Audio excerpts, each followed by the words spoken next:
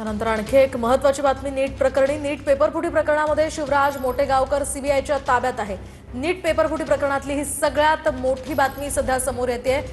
या प्रकरणात शिवराज मोटेगावकर सीबीआयच्या ताब्यात आहे। या प्रकरणी खरं तर वेगवेगळे खुलासे आता समोर येतात आणि महत्त्वाची माहिती म्हणजे की या प्रकरणात आणखी एकाला ताब्यात घेण्यात आलंय। शिवराज मोटेगावकर आता सीबीआयच्या ताब्यात आहेत। एकीकडे आपण पाहतोय नीट पेपरफुटी प्रकरणी अनेक क्लासेसच्या संचालकांची सुद्धा चौकशी सुरू आहे, ठिकठिकाणी छापे मारले जातात।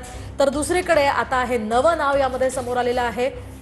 शिवराज मोटेगावकर यांना सीबीआयनं आता ताब्यात घेतलेला आहे। या प्रकरणामध्ये त्यांचा काय सहभाग होता याचा खुलासा लवकरच करण्यात येईल।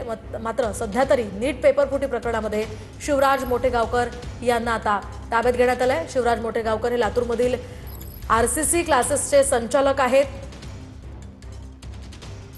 अधिकची माहिती आपण जाणून घेऊयात आमचे प्रतिनिधी योगेश बोरसे यांच्याकडून। योगेश, काय सांगाल या प्रकरणात आता आणखी एकाला मोटेगावकर यांना ताब्यात घेण्यात आलंय, काय अधिकची माहिती सध्या मिळते? नीट पेपरफुटी प्रकरणी ज्या पद्धतीने रोज सीबीआय कडून नवीन अटक केली जात आहे आणि या प्रकरणाचं एकूण राज्यातच नव्हे तर देशभरात रॅकेट असल्याचं आता समोर येत आहे। यापूर्वीच 2 प्राध्यापकांना सीबीआयने अटक केलेली आहे। आता मोटेगावकर यांना देखील अटक केलेली आहे, कारण मोटेगावकर यांचे राज्यभरात या नीट परीक्षेसंदर्भातले क्लासेस आहेत।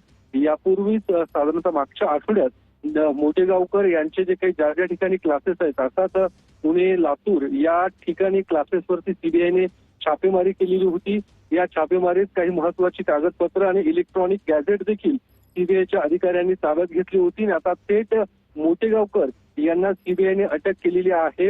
आताच सीबीआयच्या विशेष कोर्टात मोटेगावकर यांना हजर केले जाईल आणि त्यानंतर या संपूर्ण नीट पेपरफुटी प्रकरणामध्ये मोटेगावकरांचा नेमका काय रोल आहे हे देखील आता समोर येणार आहे। कारण या प्रकरणातला जो प्रमुख आरोपी आहे, अर्थात लातूरचा प्राध्यापक पी.व्ही. कुलकर्णी, त्यानंतर पुण्यातल्या मनीषा मांढरे यांना देखील अटक केलेली आहे। या सर्वांचा एकमेकांशी काही संबंध आहे का, एकमेकांशी काही या सगळ्या संदर्भातील रॅकेट आहे का, हे देखील आता सीबीआयचे अधिकारी या संपूर्ण पोलीस कोठडीमध्ये अर्थात सीबीआयच्या कस्टडीमध्ये त्याची माहिती समोर येण्याची शक्यता आहे। मात्र या प्रकरणामध्ये सीबीआयने महाराष्ट्रातून जवळपास 8 ते 9 लोकांना आतापर्यंत अटक केलेली आहे, जे शिक्षण क्षेत्रातले प्रमुख पदाधिकारी अर्थात प्राध्यापक या पदावरती काम करणारी ही सर्व लोक आहेत। आणि या नीट परीक्षेसंदर्भात जी एनआयटी असते, अर्थात नीट परीक्षेच्या संदर्भातली जे पेपर सेटिंग केली जाते, त्या पेपर सेटिंग मधले हे प्रमुख या कमिटीवरती असणार हे प्राध्यापक लोक आहेत। आता पी.व्ही. कुलकर्णी असू दे किंवा मनीषा मांढरे असू दे, या पेपर सेटिंग ज्या कमिटी आहेत त्यावरती हे सर्व प्राध्यापक काम करत होते। त्यामुळे पेपर सेटिंग मध्ये या सगळ्या लोकांनी जो काही गोंधळ गेलेला आहे किंवा ज्या पद्धतीने भ्रष्टाचार केल्याचं एकूण समोर येताना पाहायला मिळतं।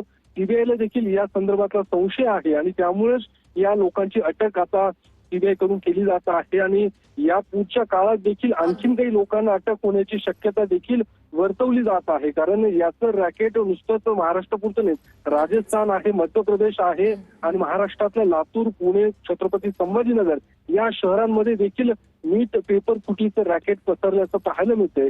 ही सर्व मंडळी ज्या पद्धतीने नीट परीक्षेचे जे काही विद्यार्थी आहेत त्यांना गोळा करून संबंधित यंत्रणेकडे द्यायचे आणि त्यांच्याकडून काही लाख रुपये नक्कीच योगेश, या संदर्भातले सगळे अपडेट्स तुमच्याकडनं जाणून घेत राहणार आहोत। तुर्तास धन्यवाद दिलेल्या या सविस्तर माहितीसाठी।